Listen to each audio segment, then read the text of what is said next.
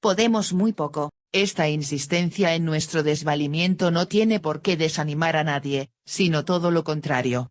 El desánimo proviene del hecho de poner la mirada en cumbres demasiado elevadas. Cuando comprobamos que son inaccesibles, nos invade el desánimo. Nosotros, en cambio, decimos, es verdad que podemos poco, y aceptamos de antemano esa impotencia, pero para lograr ese poco pondremos en juego la totalidad de nuestras energías. Aquí no habrá desengaño ni desilusión, porque no hubo engaño ni ilusión.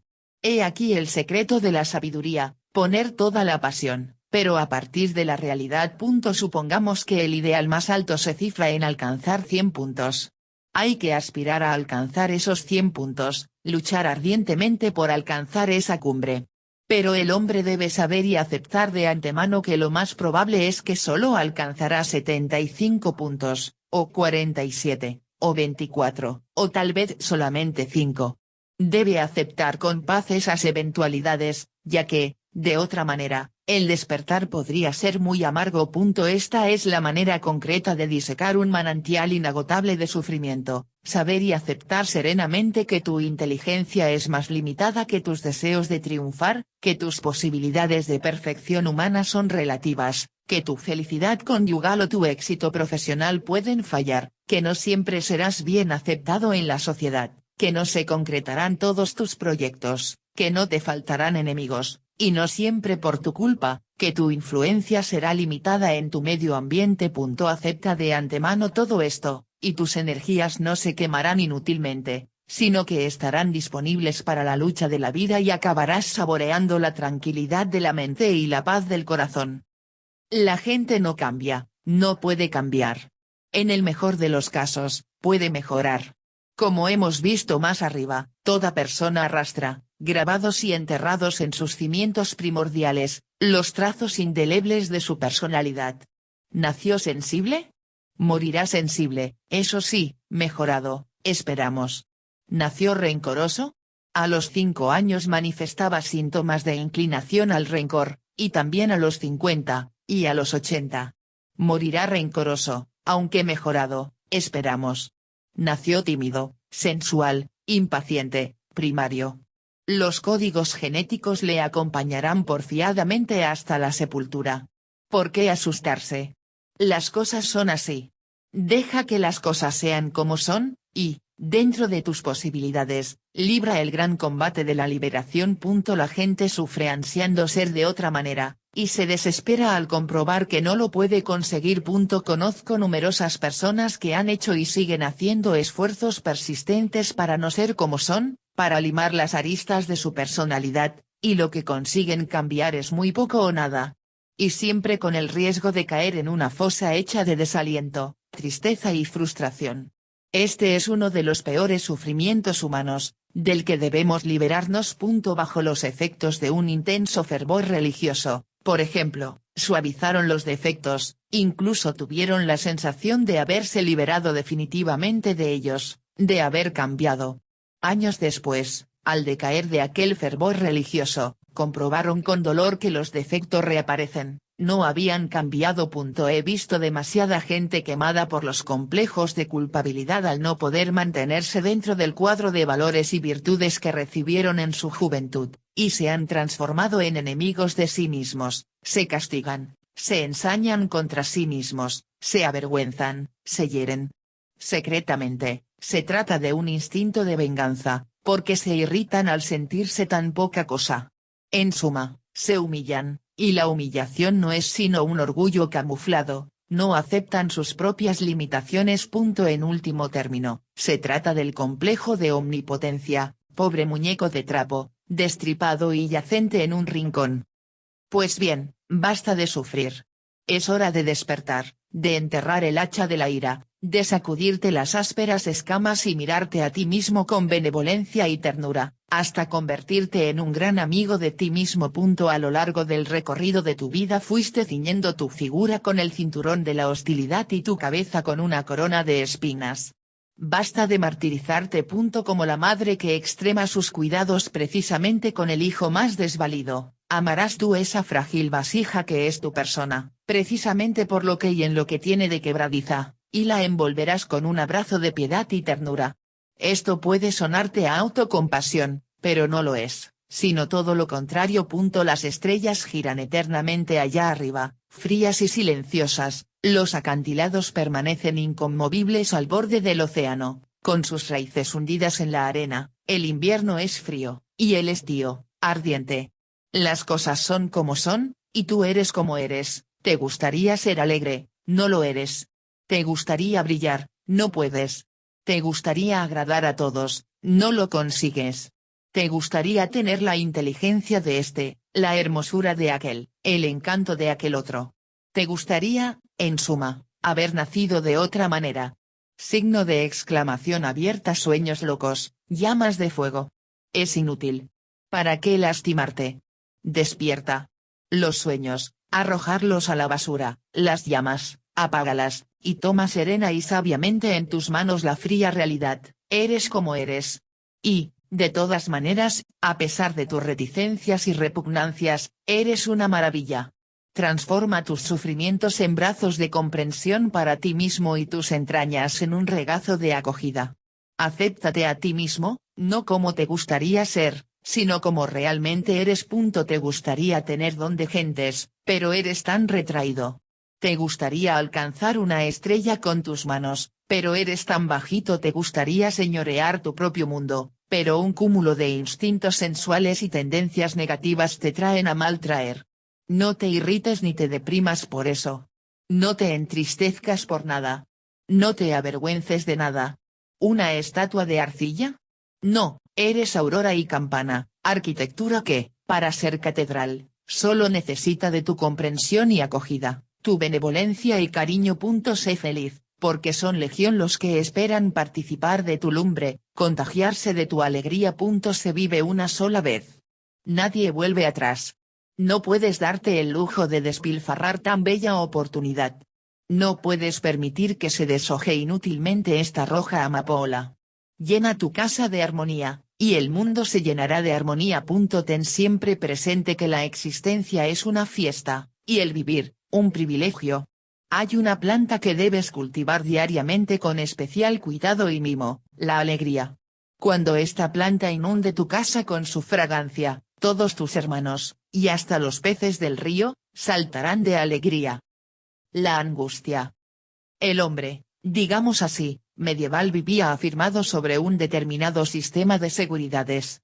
Este sistema estaba, a su vez, constituido por una visión sobre el hombre y su destino y, en general, por una concreta cosmovisión, todo ello basado en la fe cristiana. A partir del Renacimiento, el esquema de ideas se fue desmoronando lentamente, y, por ende, las escalas de valores y el sistema de seguridades, y mientras se consumaba este derrumbe, el espectro de la angustia fue, paralela y simultáneamente, poblando las entrañas de la humanidad. ¿Es que en épocas anteriores no existía la angustia? Probablemente no en la proporción de los tiempos modernos, pero existía, aunque paliada, sublimada y absorbida por las convicciones y certezas de la fe. Es verdad que el hombre se ha liberado de las ataduras de la religión, pero, al esfumarse el sistema de seguridades, el hombre se ha encontrado desplumado e indigente frente a un abismo absurdo, náusea, nada, en suma, la angustia. ¿De qué le ha servido tal liberación? Podemos afirmar que el subproducto más característico de la modernidad es la angustia. Si nos asomamos a los horizontes de la filosofía, el teatro, la poesía, el cine, la literatura en general, nos encontraremos con la extraña identificación entre el hombre moderno y la angustia. Angustia y ansiedad. Frecuentemente se confunde la angustia con otros sentimientos similares, como congoja, aflicción, tedio. Incluso, aunque clínicamente sean perturbaciones estrictamente diferenciadas, no rara vez se entrañan y se implican la depresión y la angustia, y, desde luego, la obsesión y la angustia se comportan, alternativamente, como madre e hija. Es conveniente subrayar la diferencia que existe entre inquietud, ansiedad y angustia. En la inquietud predomina la sensación física, sin que, no obstante, se produzca ahogo y opresión.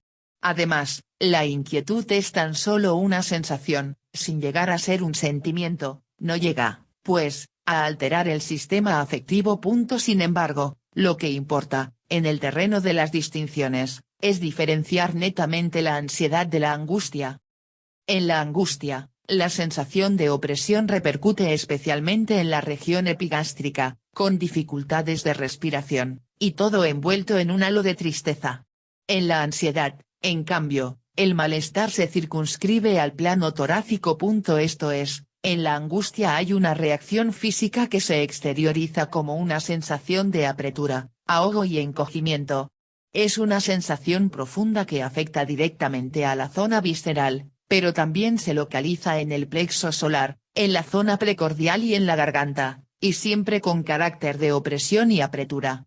En cambio, la ansiedad es una perturbación más bien psíquica, se experimenta como una impresión de inseguridad y es más bien de carácter cerebral que somático. La angustia, por lo dicho, tiene un efecto más sobrecogedor y paralizante. En la ansiedad, en cambio, se produce un efecto de sobresalto, con tendencia a la fuga. Ante un peligro exterior, por ejemplo, en el caso de la angustia, el sobrecogimiento se apodera de la zona profunda de las vísceras, y quien lo experimenta queda acorralado, atrapado, inerte. Tratándose, en cambio, de la ansiedad, el sobresalto impulsa al sujeto a buscar la solución. En suma, la angustia es más profunda, somática y visceral. La ansiedad, en cambio, es más bien cerebral y psíquica. En la mayoría de los casos coexisten simultáneamente la angustia y la ansiedad, y en una amalgama tan confusa que es difícil distinguir las fronteras divisorias entre la una y la otra o cuál de ellas prevalece. Con frecuencia, sin embargo, existe la ansiedad sin angustia, y viceversa. Resumiendo, podemos decir que la angustia y la ansiedad son matices diferentes de una misma experiencia. Por eso, en otros idiomas, como el inglés, existe una sola palabra para designar a ambas, anxiety. Es fácil también confundir la angustia con el miedo, y, desde luego, no deja de haber en toda angustia una buena dosis de miedo. Aunque, teóricamente, el miedo tiene su propio objeto, del que carece la angustia, sin embargo, en el plano existencial existen transiciones entre ambos. El pueblo usa con frecuencia la expresión miedo angustioso. Mucho más emparentado con la angustia se halla el temor, por ser un sentimiento ante lo desconocido. Como se ve, los estados de ánimo se entrecruzan, y se dan frecuentemente transiciones entre la angustia, el miedo, la ansiedad, el temor, la obsesión y la tristeza. Angustia vital. Comencemos diciendo que la angustia puede ser, como la depresión, reactiva, un sentimiento ligado a circunstancias exteriores. Y, de hecho, gran parte de la angustia es, como veremos, reactiva. Pero hay personas que habitan en la región de la angustia sin que hayan tenido estímulos amenazantes ni causas inductoras. Es una angustia vital, nacieron así, están angustiados habitualmente y sin motivo alguno. Existe, pues, una personalidad ansiosa, genéticamente angustiosa, su estado de ánimo es permanentemente tenso y nervioso. Vive en ascuas, en una atmósfera interior hecha de temor, incertidumbre y preocupación. Esta personalidad ansiosa coincide generalmente con tipos aprensivos, acomplejados, tímidos y obsesivos. Se sienten perseguidos por dentro y por fuera. Habitan en un mundo de fantasmas. En sus mansiones interiores reina un caos primordial, como efecto de la desintegración interior o falta de unidad y control. Por eso dicen los existencialistas que el angustiado siente la amenaza de la disolución de la unidad del yo. Se preocupan de todo. Viven los problemas de los demás, familiares, amigos, como si fueran propios, pero, en lugar de tratar de solucionarlos, se complican cada vez más a sí mismos y a los demás, porque sufren inútilmente. Sienten miedo de todo. Viven de aprensiones y suposiciones, y, sobre todo, de interrogantes. ¿Qué pasará? ¿Se habrán enterado? ¿Por qué no me habrán llamado? ¿Está tardando demasiado? ¿No habrá tenido algún accidente? Sienten también un miedo obsesivo por la muerte, por tal o cual enfermedad, por determinada desgracia que les puede sobrevenir. Desde desconocidos abismos les suben hasta el primer piano de la conciencia temores infundados, les asalta el nerviosismo, la impaciencia y la ansiedad. No son dueños de su propia casa. Todos los enemigos la han invadido y campean a sus anchas. Así es la angustia vital, que llega al sujeto desde más allá de su nacimiento, desde las urdimbres y combinaciones más remotas de las constelaciones genéticas. Dijo Heráclito, nadie se baña dos veces en el mismo río. También en el mundo de las vivencias hay un continuo fluir, pero debajo de ese flujo algo permanece inalterable. Las sensaciones van y vienen, los pensamientos aparecen y desaparecen, los sentimientos crecen y decrecen, pero la persona se siente una sola en todo momento. En medio del fluente movimiento vital se yergue el yo rector y coordinador de todo. Pues bien, esa unidad del yo, que es el yo mismo, es la que se siente amenazada con quebrarse en una aguda crisis de angustia. De ahí la expresión característica de quienes están profundamente angustiados, voy a volverme loco apóstrofe. Al hablar de locura, están refiriéndose a la disolución de la unidad del yo, porque loco es quien pierde el control de sus actos. Una persona normal es aquella que mantiene firmes en sus manos las riendas de sus propios actos. Si ya no puede sujetar las riendas, realizará actos ajenos a su propio ser. Se enajenaron. Angustia reactiva. Los que sufren la angustia vital son los menos. Por lo general, la angustia es reactiva, provocada por circunstancias exteriores. Podríamos definirla como una compleja interacción que se produce entre el individuo y su ambiente. En toda angustia reactiva se da siempre, en primer lugar, una circunstancia exterior, portadora de un peligro eventual. La víbora ha entrado en la casa, pero no sabemos dónde se ocultó. Comienza a temblar la tierra. Se ha producido una fuerte turbulencia en un vuelo de avión. Mañana se decide el pleito. Se ha producido un incendio en la casa. Han secuestrado el avión en el que viajaba nuestra hija. En segundo lugar, se produce una tensión. El agente exterior impacta en la persona, es decir, el acontecimiento ejerce sobre la persona una fuerza oprimente. Esta presión deja una marca, herida o alteración del estado anímico de la persona, con variados efectos. Eso es la angustia. Ejemplos. Si recibo una pedrada, la herida será proporcional al volumen de la piedra y a la violencia con que fue lanzada. Sujetamos con una cuerda una piedra de 100 kilos y la colgamos del techo. La cuerda se tensa en proporción al peso de la piedra, y a causa de ese peso, en el tejido de la cuerda se produce una tensión de tal magnitud que la cuerda se estira e incluso puede romperse. De la misma manera, una noticia alarmante o una terrible amenaza puede ejercer una presión tal sobre un sujeto que éste se quiebre, se desintegre, víctima del susto o el sobresalto. Es la angustia reactiva. Si el sujeto en cuestión no tiene una respuesta adecuada para neutralizar la circunstancia amenazante, será víctima de una serie de reacciones psíquicas y alteraciones fisiológicas, se pondrá tenso, temeroso, presa de nerviosismo e intranquilidad ante la incertidumbre, aprensivo y preocupado. El corazón comienza a bombear aceleradamente con palpitaciones irregulares, la respiración se torna rápida y agitada, se dilatan las pupilas, hay gran descarga de adrenalina, la boca se reseca, se trastorna el proceso circulatorio, empalidece el rostro. Es una crisis de angustia. Esta situación tiene características muy similares a las del pánico, pero no es este el caso más frecuente. Más común es que se susciten estados angustiosos de intensidad más benigna y duración más prolongada. Son aquellos casos en los que el sujeto es víctima de una tensión más sorda y latente. El síntoma típico de estos casos es el aprieto ahogo que el paciente experimenta particularmente en la zona del estómago-intestinos, de profundo tono menor, sin dejar de repercutir también en la zona cardíaca y en la garganta, con dificultades respiratorias. Este estado es de larga duración, y, en algunos casos, tiene carácter permanente. La estructura psíquica de este sujeto se podría comparar a la del boxeador que, a fuerza de recibir golpes suaves, se va debilitando imperceptiblemente, hasta que se torna presa fácil de la angustia vital inclusive, de una crisis de depresión. Decimos, pues, que en toda angustia reactiva hay un agente exterior y una reacción, tensión.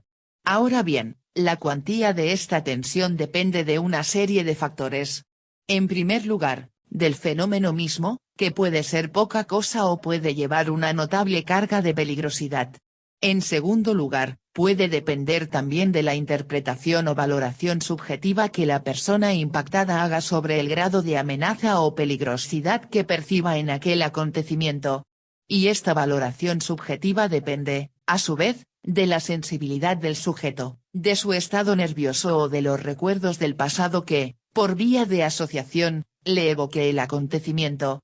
Por ejemplo, una persona que vivió antaño la experiencia de un terremoto, ante un minúsculo temblor ya entra en pánico. En el transcurso de la vida nunca faltará la tensión, porque los desafíos están siempre a la puerta. Y no siempre sus efectos serán dañinos. En grados benignos, la tensión puede ser motor de lucha y éxito, condición y causa de progreso, energía saludable y vital. Su prejudicialidad depende de las condiciones del sujeto para una respuesta adecuada ante una misma situación. Pueden darse reacciones contrarias, un sujeto la contempla como amenaza, otro como desafío, un tercero como una aventura atractiva y aún fascinante. Como se ve, la angustia es una alteración psicosomática de gran complejidad. En suma, hay siempre un estímulo exterior, y una reacción o resistencia por parte del sujeto impactado. La magnitud del impacto depende de la evaluación del peligro objetivo, de una cierta manera de ser del sujeto y de los recuerdos asociados. Las fuentes del mal. La angustia puede tornarse en una situación habitual.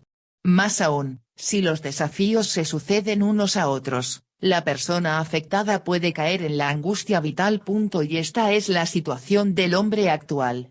Demasiadas flechas, disparadas al mismo tiempo desde 100 almenas, hacen blanco certeramente en el sistema nervioso del hombre, que, más que herido, se siente ahogado. Hay dos leyes fatales que son las madres naturales de la ansiedad, la rapidez y la productividad. Tanto vales cuanto produces. Teniendo en cuenta que productividad no quiere decir sentirse pleno y realizado, sino rendimiento constante y sonante, tangible. Al hombre se lo mide por su capacidad de rendimiento, y él, a su vez, valora la vida por el rendimiento que le reporta. A cualquier profesión se le exige un máximo de productividad, algo que se pueda disfrutar ahora mismo. Existe una psicosis de la prisa. En la escala social de valores, un fracaso económico es peor estigma ante la sociedad que, por ejemplo, el fracaso matrimonial. Por eso, más que tener, lo que hoy interesa es parecer que se tiene. ¿Cuántos temores e insatisfacciones en el trabajo y la profesión? Duele la competencia desleal de los amigos.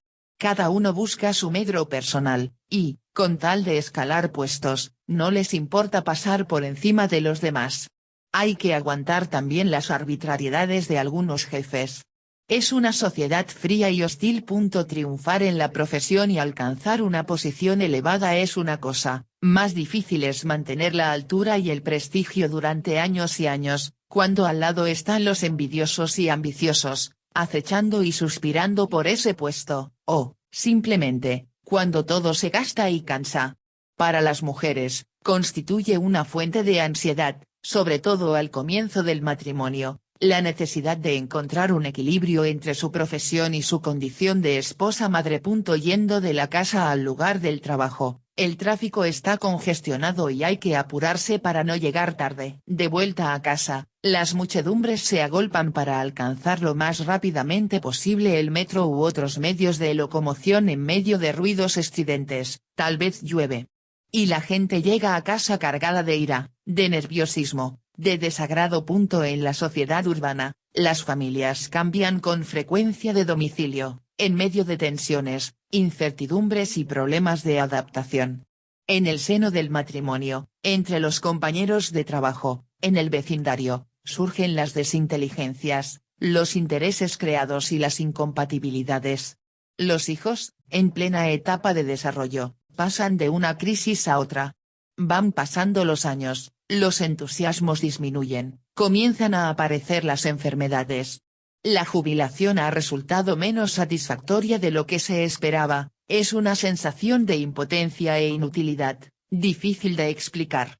Los viejos son un estorbo en todas partes en esta civilización. La polución atmosférica ha alcanzado en la mayor parte de las ciudades límites intolerables, se hace difícil respirar, los ojos lagrimean. La tele nos acribilla día a día con tragedias acaecidas en lejanos países del planeta. El desempleo, la pobreza, la desnutrición, las malas condiciones sanitarias y la precariedad de las viviendas constituyen un verdadero martirio para grandes sectores de la población. El estrépito de las calles estimula el nerviosismo y la agresividad. He aquí las fuentes de la angustia. ¿Cómo no sucumbir ante el pertinaz asedio de tantos estímulos? ¿Cómo salvarnos de tantas fieras como nos acechan y amenazan? Pertenecemos a esta civilización, no podemos evadirnos de ella. Pero ¿qué podemos hacer para mitigar la angustia?